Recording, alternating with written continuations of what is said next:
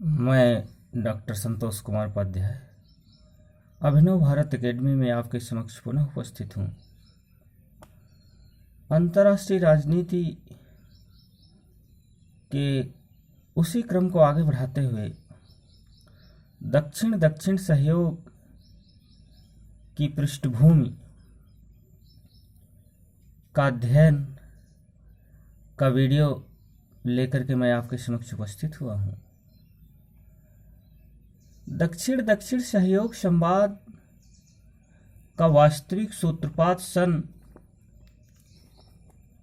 1968 में नई दिल्ली में आयोजित द्वितीय अंकटाट के सम्मेलन में विकासशील राष्ट्रों में आपसी सहयोग की आवश्यकता पर बल देने के साथ हुआ था। इसके बाद दक्षिण दक्षिण सहयोग की अवधारणा पर सन 1970 में लुसाका सम्मेलन में विचार विमर्श हुआ। सन 1974 में संयुक्त राष्ट्र संघ की महासभा ने जब नई अर्थव्यवस्था नीतियों का आह्वान किया तो विकासशील राष्ट्रों के आपसी सहयोग का विशेष उल्लेख किया था। तत्पश्चात 1975 के लीमा में हुए विदेश मंत्रियों के सम्मेलन एवं कोलंबो में सन 1976 में हुए निर्गुट सम्मेलन तथा चौथे अंकटाट सम्मेलन 1976 में इसी प्रकार के सहयोग की अवधारणा की अभिपुष्टि की गई।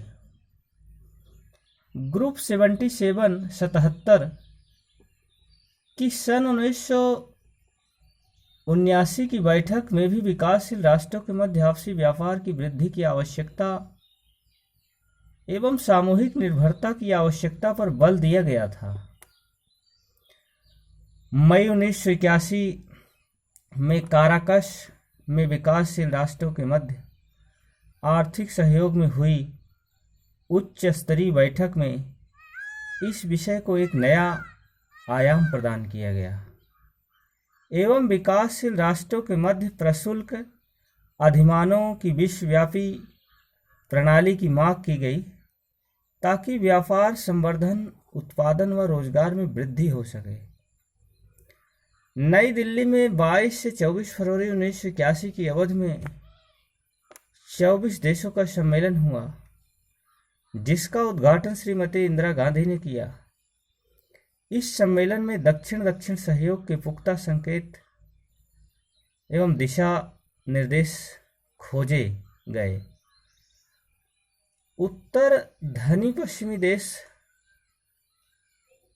पर निर्भरता कम करने की दृष्टि से ही दक्षिण दक्षिण में परस्पर सहयोग स्थापित करने के लिए यह सम्मेलन बुलाया गया था। सम्मेलन में सऊदी अरब, कुवैत, संयुक्त अरब अमीरात जैसे अमीर देश भी आमंत्रित थे। इनसे यह आशा की गई कि वे अपने गरीब भाइयों की मदद के लिए आगे आएंगे। यदि तेल संपन्न देश अपने धन को विकासशील देशों में लगाना स्वीकार कर लें तो बेशक दक्षिण कहने का अभिप्राय निर्धन विकासशील देशों का आर्थिक चेहरा बदल सकता है। अक्टूबर 1982 में ग्रुप 77 के मंत्रियों ने न्यूयॉर्क में एक घोषणा स्वीकार कर विकासशील राष्ट्रों के मध्य प्रशुल्क अधिमानों की स्थापना पर वार्ताएं प्रारंभ की। इस कार्यक्रम का उद्देश्य विकासशील राष्ट्रों के मध्य आपसी व्यापार अधिमानों व दीर्घकालीन समझौता जैसे प्रत्यक्ष उपाय अपनाकर अपने आपसी व्यापार में वृद्धि करना था। गुट निरपेक्ष देशों के हरारे शिखर सम्मेलन 1986 ने उत्तर दक्षिण संवाद के स्थान पर दक्षिण दक्षिण सहयोग की आवश्यकता स्पष्ट रूप से प्रतिपादित की। रॉबर्ट मुगाबे ने तो स्पष्ट कहा कि दक्षिण दक्षिण सहयोग और सामूहिक आत्मनिर्भरता को अपनाए बिना अंतर्राष्ट्रीय आर्थिक संबंधों में सुधार लाना संभव नहीं है। दक्षिण दक्षिण सहयोग को बढ़ावा देने के लिए उत्तरी कोरिया में विकासशील देशों के वित्त मंत्रियों की बैठक का निर्णय लिया गया। यह बैठक उत्तर कोरिया की राजधानी थियोयांग में 9 जून 1987 को शुरू हुई। प्योंगयांग घोषणा में दक्षिण दक्षिण सहयोग और सामूहिक आत्मनिर्भरता पर बल दिया गया। 1987 में ही दक्षिण आयोग का निर्माण किया गया, जिसका मकसद विकासशील राष्ट्रों के आपसी सहयोग को नई दिशा देना और समन्वय स्थापित करना था। दिसंबर 1991 में आयोजित G15 राष्ट्रों का काराकस सम्मेलन ने विकासशील देशों के नेताओं में उनकी आपसी समस्याओं के प्रति जागरूकता उजागर की।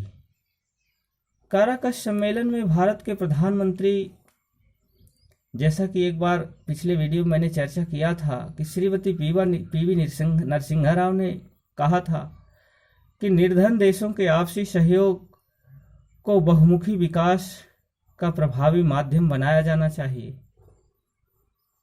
क्योंकि दक्षिण दक्षिण सहयोग के विभिन्न मंच जो थे, दक्षिण दक्षिण संवाद का आह्वान करने वाले विभिन्न अंतर्राष्ट्रीय मंच निम्न प्रकार से हैं। नंबर 1 था अंकटाक सम्मेलन। नंबर 2 ग्रुप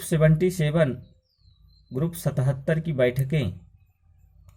नंबर 3 था गुट निरपेक्ष आंदोलन के शिखर सम्मेलन। नंबर 4 था G15 सम्मेलन। नंबर 5 था दक्षिण आयोग तथा नंबर 6 था आसियान सार्क हिमतकझेस तथा बिस्टेक। तो ये जो है दक्षिण दक्षिण संवाद के आह्वान के लिए मंच थे कि जिस पर जो है ऐसे देश इस मंच पर आकर के अपने आर्थिक नीति को, नई अंतर्राष्ट्रीय व्यवस्था को में कुछ परिवर्तन करके, बदलाव करके डेवलपमेंट की तरफ, विकास की तरफ अग्रसर हो सकें। इस वीडियो के साथ यहीं तक। अगला वीडियो लेकर आपके समक्ष पुनः उपस्थित होंगे। धन्यवाद।